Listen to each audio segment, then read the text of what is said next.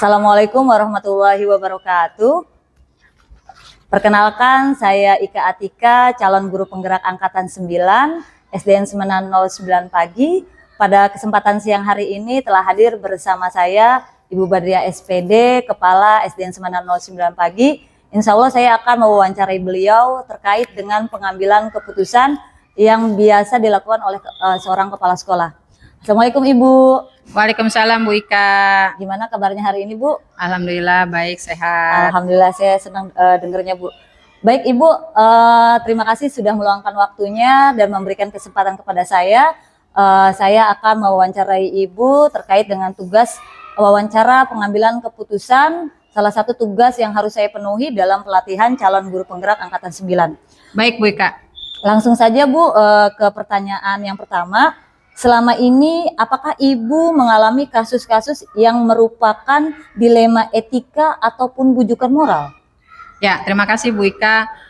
Selama Ibu menjadi kepala sekolah di SDN Semenan 9 Pagi, kalau bujukan moral sepertinya nggak ada. Memang nggak ada ya. Tapi kalau dilema etika itu adalah pasti selalu ada gitu ya. Karena kita memang di lingkungan yang berada di lingkungan yang dengan berbagai macam karakter Bu Ika.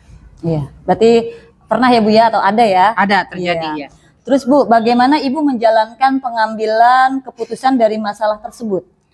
Nah, kalau Ibu ya pertama-tama yang Ibu lakukan adalah mengidentifikasi dulu kasus itu seperti apa. Untuk selanjutnya kemudian setelah identifikasi, Ibu kelompokkan dulu nih jenis pelanggarannya apa sih? Apakah berat ataukah ringan ataukah sedang? Jenis pelanggarannya itu gitu kan. Untuk selanjutnya akan diselesaikan kasus itu arahnya kemana? Iya. Kurang lebih seperti itu Bu Ika. Baik, berarti diidentifikasi dulu, kemudian jenis pelanggarannya masuk ringan, sedang apa berat ya Bu ya, baru diselesaikan. Iya. Ya, baik Bu, kita lanjut ke pertanyaan ketiga. Bagaimana langkah-langkah yang Ibu lakukan dalam penyelesaian masalah tersebut? Nah itu tadi langkah-langkahnya kan dari awal Ibu udah sebutkan tadi jenisnya itu apa, berat, ringan atau sedang. Jenis pelanggarannya apa itu melanggar lebih berat lagi misalnya melanggar kode etik atau melanggar aturan yang memang sudah ditetapkan di sekolah itu. Atau kita sebagai pegawai negeri lebih dalamnya lagi misalnya pelanggarannya berbentuk memang hal-hal yang sudah diatur di dalam undang-undang yang sudah ditetapkan oleh pemerintah. Jadi langkah-langkahnya berikutnya tadi hampir sama dengan yang nomor 2 tadi, yaitu mengidentifikasi dulu kasus seperti apa, kemudian dilihat. Tapi alhamdulillah selama ini memang yang pernah Ibu alami kasusnya itu nggak berat gitu, nggak pelanggaran etika, nggak pelanggaran kode etik dan sebagainya, hanya mungkin ada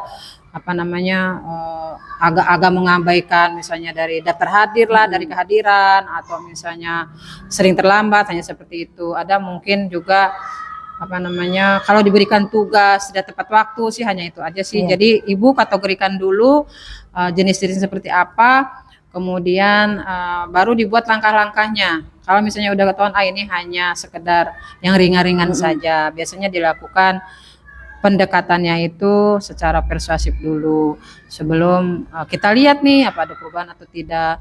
Untuk berikutnya kemudian kalau masih begitu lagi melangkat lagi ke lebih tingkatannya lebih tinggi lagi, misalnya ditegur dulu secara secara lisan kemudian secara tulisan dan sebagainya gitu. Tapi ya alhamdulillah sih nggak terlalu berat lah. Karena kalau memang kita sebagai ASN itu sudah disumpah kali ya Bu Ika ya. Kemudian apalagi kalau untuk melanggar yang lebih berat juga, kita guru itu nggak terlalu terlalu berpengaruh juga terhadap kinerjanya dia gitu. Mereka lebih patuh lah, umumnya lebih patuh kan gitu. Seperti itu kira-kira Bu Ika. Baik Bu, terima kasih.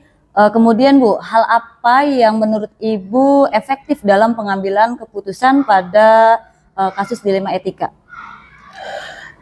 Jadi tadi ya, karena etika Jadi kadang dalam pengambilan keputusannya itu ada rasa tadi ya, ada rasa antara kasihan, ada mungkin setelah kita tadi identifikasi masalahnya apa, kita berkomunikasi alasannya apa, nah itu di situ suka ada rasa memang seharusnya kasihan tuh apa namanya manusiawi ya kita ya, kasihan gitu kan. Tapi di sisi lain memang dilema kita harus menegakkan apa namanya keadilan, harus menegakkan aturan yang memang sudah dibuat gitu kan, yang sudah harus dilakukan gitu. Tapi tadi apa namanya yang Ibu tanyakan itu bagaimana yang paling efektif kan? Iya, paling efektif. Nah biasanya Ibu sebagai pimpinan Ibu ambil keputusan yang memang lebih memilih yang bersikap keadilan. Iya, Gitu. Karena memang kalau tidak seperti itu bisa merembet kepada yang lain. Iya ya, kalau tidak berdasarkan aturan ya, Bu ya. Tidak sesuai aturan, tidak berkeadilan. Jadi bahasa bicaranya gini, dia juga nggak kenapa-napa kan gitu. Ada loh seperti itu gitu, manusiawi lah sifat-sifat seperti itu. Tapi bukan berarti kita harus apa namanya tep seperti itu juga. Nanti kita juga, Ibu juga sebagai pimpinan nanti nggak disenangi juga kan kita. Jadi sifatnya kita harus merangkul, harus memang tadi berkeadilan, diajak ngobrol bersama gitu. Ini loh aturannya, terus mau seperti apa gitu kan. Selanjutnya tadi yang Ibu katakan tadi, berkeadilan secara tepat sasaran harus menimbulkan efek juga. Tentunya efeknya yang positif dong kan gitu. Efek yang baik kepada dianya dan juga buat anak-anak, karena kita yang hadapin itu kan anak-anak gitu ya. Kalau dia sendiri misalnya sudah seperti ada sedikit-sedikitnya melanggar aturan ya, bagaimana menegakkan aturan itu, menegakkan kebiasaan belakang, kebiasaan yang baik itu kepada anak-anak seperti itu. Nah, kurang lebih seperti itu sih Bu Ika. Ya, baik, berarti Ibu memegang pada peraturan namun juga merangkul ya Bu ya, merangkul. Supaya peraturan tersebut dijalankan dengan suka hati dengan apa namanya dengan kesadaran sendiri. Kesadaran sendiri, betul. Tidak ada rasa apa ya, tidak ada rasa takut, tidak ada rasa apa namanya tertekan dan sebagainya gitu. Jadi tidak merasa ibu ini nggak bijaksana gitu. Tapi di sisi lain memang itu harus dilakukan kan gitu. Dan itu juga tidak berdampak pula kepada berdampak negatif ya. Berdampak negatif juga kepada teman-temannya. Kalau ibu tidak menegakkan keadilan tadi, tidak menegakkan aturan, tidak menerapkan rasa keadilan, nanti bisa saja yang lain ketular. Ketularnya bukan ketular baik, tapi ketularnya yang negatif. Kurang lebih seperti itulah. Baik Ibu. Kemudian hal apa saja yang selama ini merupakan tantangan dalam pengambilan keputusan pada kasus dilema etika? Nah ini dia yang sudah Ibu katakan tadi, antara rasa kasihan dan keadilan. Contoh kasus gini, dia suka hanya mengerjakan tugas gitu kan. Misalnya gini loh, dia betul pagi-pagi datang gitu. Kemudian dia mengerjakan tugas, tapi setelah itu ada waktu jedanya itu kan kita anak-anak biasanya selesai antara 12:30 lah ya, setelah sholat. Tapi kan itu masih ada waktu beberapa jam untuk menyelesaikan absennya dia, tapi ternyata tidak digunakan dengan baik gitu. Tapi dia misalnya dia harus izin pulang, misalnya ada juga di kasus-kasus tertentu apa namanya dia harus mengurus misalnya anaknya yang agak sakitnya lama dan sebagainya gitu kan.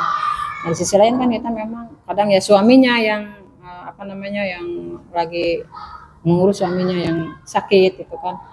Nah, di sisi lain kan memang kita tadi antara kasihan dan keadilan gitu kan. Tapi ibu nggak nyari solusinya memberikan kesempatan kepada dia gitu untuk apa namanya menyelesaikan tugasnya dia. Kemudian ibu juga harus bisa memberikan rasa keadilan juga nih ke teman-temannya, bahwa kita pun harus memberikan apa namanya sama-sama memberikan toleransi gitu ya. Tapi tadi dengan catatan, kalau memang urusannya sudah selesai, harus segera kembali lagi, harus segera melakukan tugasnya lagi sesuai dengan tadi aturan kita yang ditetapkan oleh pemerintah, oleh Pemda DKI, bahwa kita di sela-sela itu bukan berarti di sela-sela jam kerja itu bukan berarti kita harus apa namanya lantas kemana-mana gitu, tapi harus betul-betul melakukan aturan itu. Jadi tadi dilemanya itu antara rasa kasihan dan juga rasa keadilan yang memang harus diterapkan. Baik Ibu, selanjutnya nih, apakah Ibu memiliki jadwal tertentu dalam penyelesaian kasus dilema etika atau langsung menyelesaikannya di tempat? Nah, kalau yang ini kembali lagi kepada pertanyaan tadi nomor 2. Langkah-langkah. Kita lihat dulu nih, apakah pelanggarannya itu berat, ringan, atau sedang. Nah, kita lihat dulu nih. Kalau memang ringan, ya hanya sekedar misalnya tadi jadwal kerjanya memang sudah teratur gitu, sesuai dengan apa namanya, sesuai dengan aturan itu. Tapi kadang-kadang di salah itu adalah dia izin gitu kan. Ya. Tapi kalau misalnya dia memanfaatkan momen gitu kan, ya itu kan ringan gitu ya. Kemudian itu tidak merugikan yang lainnya gitu kan. Biasanya sih Ibu lebih kepada dilihat dulu nih, nggak langsung di tempat sih, karena memang kita juga ada memang orang-orang tertentu yang tidak suka gitu kan ditegur langsung. Ibu sih biasanya kata-kata spontan itu Ibu panggil tetap, Ibu panggil tetap, empat mata, diberikan masukan, ditanya permasalahannya apa gitu. Tapi dalam kasus-kasus tertentu memang itu berat, misalnya udah dikasih tahu kok masih begini, yang kedua kalinya masih begini, biasanya Ibu suka bikin perjanjian antara Ibu dengan dia, biasa tanda tangan di atas materai. Itu yang Ibu lakukan. Bisa seperti itu. Jadi penanganan kasusnya itu Ibu seperti itu, dilihat dulu dari kasus per kasusnya ya. Kalau yang ringan-ringan aja ya ditegur aja gitu kan. Tidak wah ini langsung nggak seperti itu, karena memang kita di dalam kepemimpinan itu harus punya seni juga, ya kan, harus punya seni gitu. Jadi jangan harus punya seni, harus punya cara yang elegan, yang tidak menyebabkan bawahan kita itu sakit hati, tersinggung itu, apalagi nyebelin gitu kan. ntar Ibu meninggalkan kesan yang tidak baik kan, tidak jadi ibadahnya, jadi tidak ini kan apa namanya, jadi bukan bikin enak, makin tidak enakin gitu, makin ngeselin kan gitu kan. Itu ya yang sangat Ibu hindari. Jadi apapun itu Ibu lihat kasus per kasusnya, dicoba dulu secara kekeluargaan gitu. Tapi Ibu jarang sekali berbicara spontan gitu. Gitu, karena Ibu merasa semua orang juga, apalagi guru lah, dia memiliki apa namanya, memiliki harga diri ya, harga diri, kemudian yang memang harus kita junjung tinggi gitu kan. Itu sih Bu Ika kira-kira seperti itu. Jadi Ibu lihat kasus per kasusnya ya. Lihat kasus per kasusnya ya Bu ya. Jadi tidak langsung menyelesaikannya dengan cara tergesa-gesa juga. Baik Ibu, selanjutnya nih, siapa saja yang mempermudah Ibu dalam membantu pengambilan keputusan dalam kasus dilema etika? Intinya dalam menyelesaikan kasusnya itu, mempermudahnya itu yang bersangkutan sebenarnya mau atau tidak. Karena kalau misalnya mau tidak menyelesaikan masalahnya, kalau dia sendiri punya komitmen, oh iya oke, ketika diberikan masukan, saya terima dengan apa namanya, dengan kritikan itu gitu kan. Itu tentunya lebih mudah gitu ya. Tapi biasanya kalau misalnya dianya sendiri bahasanya ngeyel kan gitu, tentunya Ibu bisa minta bantuan kepada tim juga kan. Karena di sekolah itu kan kita ada wakil, kemudian ada guru senior dan sebagainya gitu, yang bisa diajak bekerja sama. Ini maunya, orang ini maunya apa sih? Tentunya kita juga punya apa namanya, punya maunya itu jangan sampai kasusnya itu, permasalahannya itu membawa-bawa berdampak kepada yang lain, satu, apalagi berdampak kepada anak-anak gitu ya. Kalau misalnya katakan dia sering mencuri-curi waktu untuk apa namanya, untuk hal-hal yang memang sebenarnya tidak urgent gitu kan, itu kan merugikan anak juga gitu kan, berdampak jelek kepada kegiatan ABM. Tapi kalau misalnya eh, dia nerima masukan barangkali kalau sama ibu apa namanya kurang pas itu kan, ibu bisa juga minta bantuan kepada teman gitu, teman terdekatnya, barangkali dinasehati oleh temannya lebih lebih pas gitu. Walaupun memang selama di sini ibu belum pernah mendapatkan kasus seperti itu. Baik. Walaupun sih awal dulu pernah ada kasus seperti itu. Jadi kalau itu tadi tergantung kemauan orang itu. Gitu. Kalau memang kasusnya ini mau dibawa kemana kan gitu. Tapi kalau kembali kepada kepribadiannya guru tersebut gitu kan. Baik Bu, kemudian yang terakhir nih Bu, pembelajaran apa yang Ibu dapatkan dari pengalaman Ibu dalam mengambil keputusan dilema etika? Satu, kita harus apa namanya mempelajari juga kasusnya seperti apa. Kedua, di dalam mengambil keputusan kita juga harus tegas. Kemudian dalam kasus tertentu, kemudian kita juga harus apa namanya berkeadilan gitu kan. Yang paling pokok lagi harus memiliki dampak yang positif.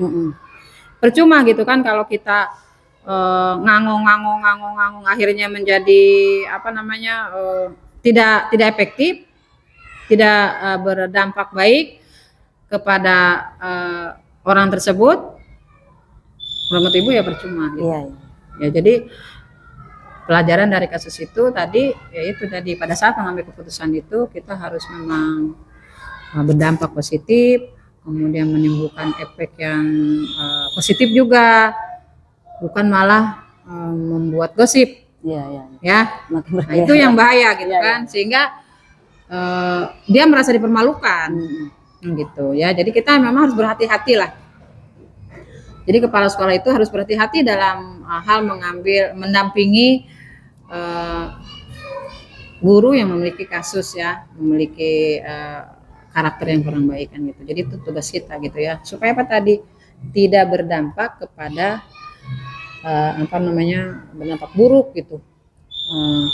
Paling tidak dia ketika kita ditangani kasusnya, ditangani permasalahannya berdampak baik kepada dirinya juga kepada orang lain. Jadi jangan sampai nanti dia merasa dipermalukan, merasa apa namanya, apalagi merasa dilecehkan.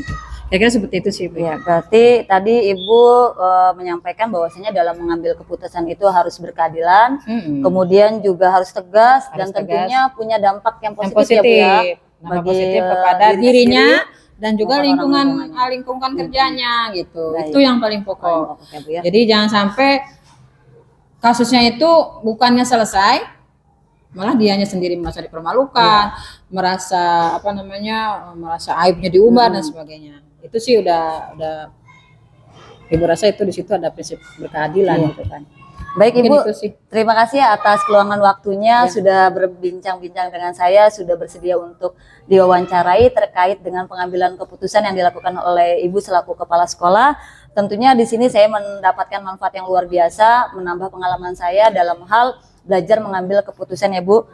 Terima kasih saya ucapkan. Demikian wawancara saya dengan Kepala SDN Semanan 09 Pagi. Saya akhiri, kurang lebihnya mohon maaf. Wassalamualaikum warahmatullahi wabarakatuh. Ya, terima kasih Bu Ika, sukses selalu, terus maju. Semoga menjadi guru yang lebih baik lagi. Terima kasih Ibu.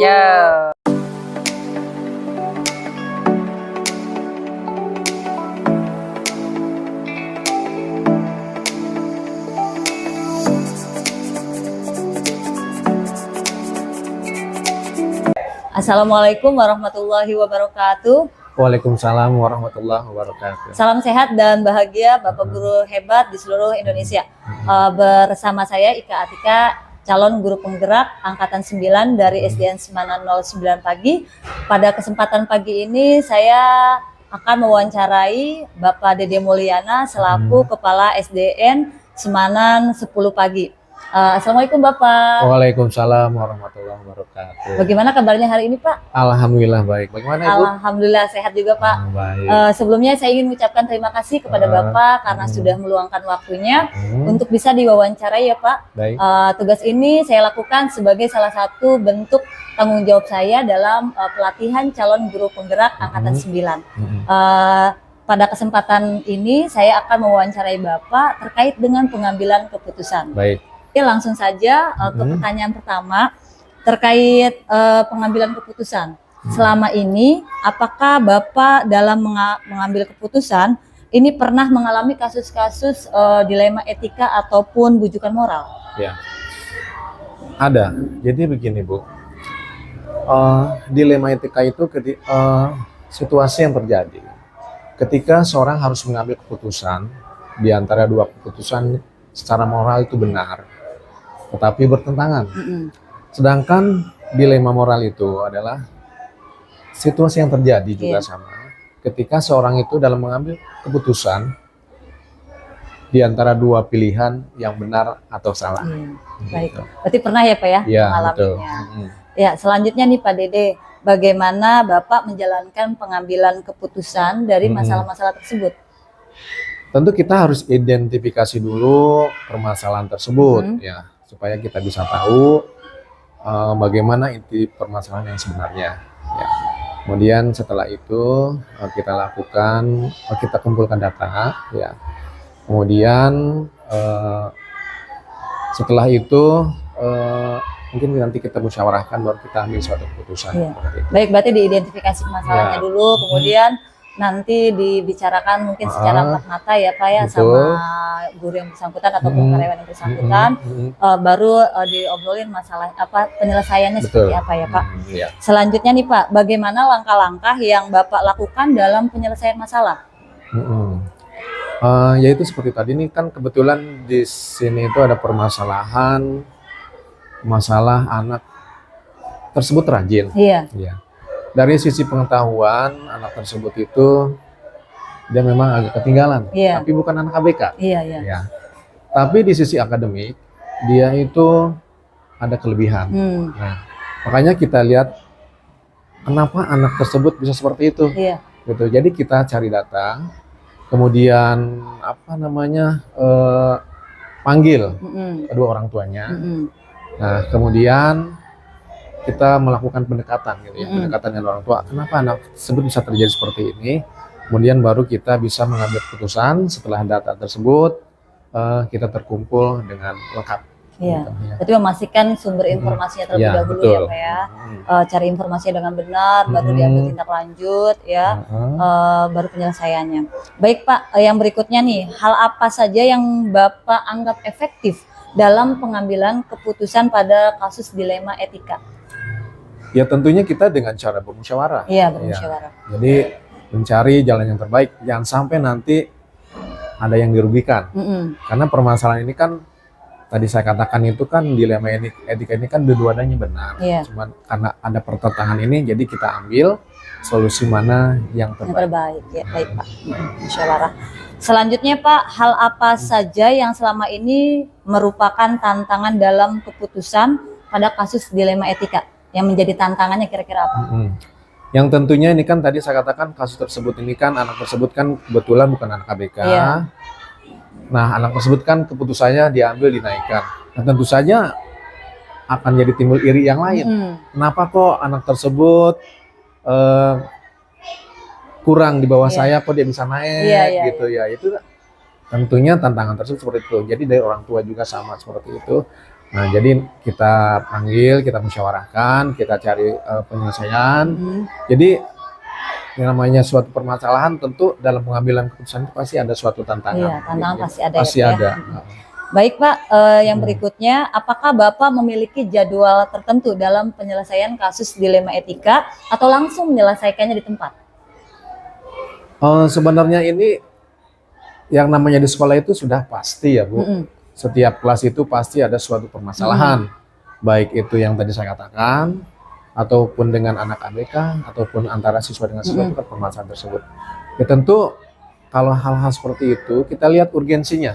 Kalau sekiranya bisa diambil keputusan dengan langsung, bisa kita akan langsung. Tapi kalau sekiranya butuh proses segala macam itu tentu kita ada langkah khususnya, ada tata kalanya gitu. Jadi dilihat kasusnya berat atau Urgensi. tidak ya Pak ya, Betul urgensi seperti penting atau itu. tidaknya. Ya baik Pak. Kemudian masih terkait dengan tadi jadwal penyelesaian masalah. Kalau menurut Bapak seperti apa bentuk prosedur yang akan Bapak jalankan? Yaitu dengan melalui pendekatan. Jadi melalui pendekatan.